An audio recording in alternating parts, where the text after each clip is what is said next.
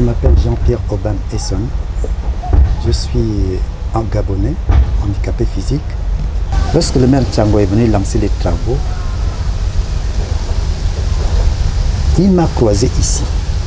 Et le maire m'a dit devant le public, tout le monde qui était aux alentours, que s'il y en aura quelque chose ici et qu'il faille qu'on vous touche, on vous trouvera un autre endroit bien avant que cela ne soit, bien avant qu'on vous touche, devant tout le monde.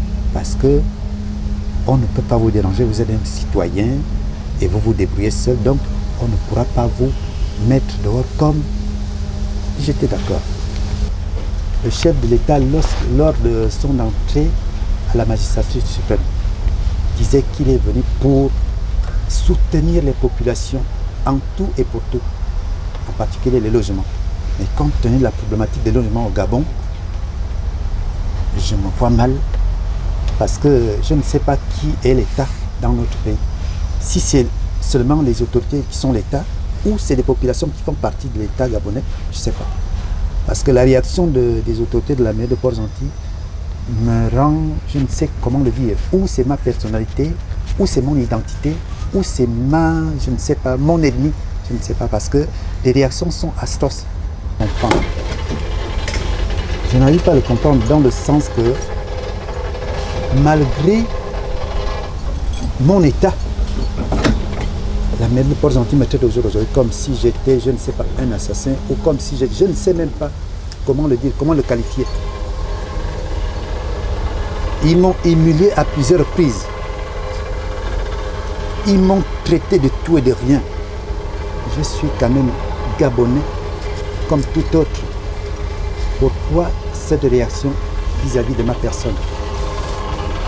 Et je dirais à monsieur le maire que je suis désolé, parce que je ne pensais pas un jour que c'est monsieur le maire qui pouvait réagir de cette façon, après avoir me prouvé des espoirs en disant qu'on ne pourra pas me toucher d'ici sans qu'on puisse me trouver un endroit où il faut que j'aille. Et je reçois des menaces ici tous les jours aux agents de la mairie. Que Dieu, on verra si tu resteras ici. Ici, nous sommes à Port-Gentil. On verra, nous sommes ici. On verra tous les jours. Je reçois ces réactions-là. Et face à ces réactions-là, je dis, ils sont envoyés par le haut lieu parce que l'exemple est là, ils sont venus casser.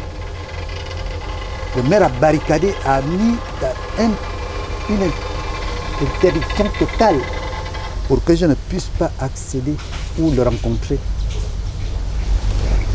Je dis, moi je ne refuse pas de partir d'ici. Et ce que je demande, si la mairie juge-t-il que je ne suis pas d'ici, j'ai investi. J'ai fait ici plus de 30 ans, je vais vers les 37, 38 ans.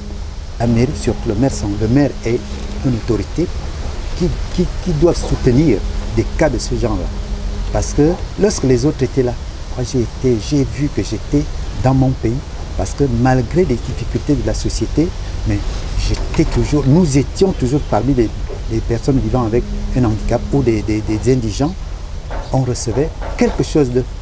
Je reconnais le temps de Dao, je reconnais le temps de Notori, je reconnais le temps de Djambé, je reconnais le temps de... Ainsi de suite, tous qui sont partis, Madame Boyi, n'en parlons plus.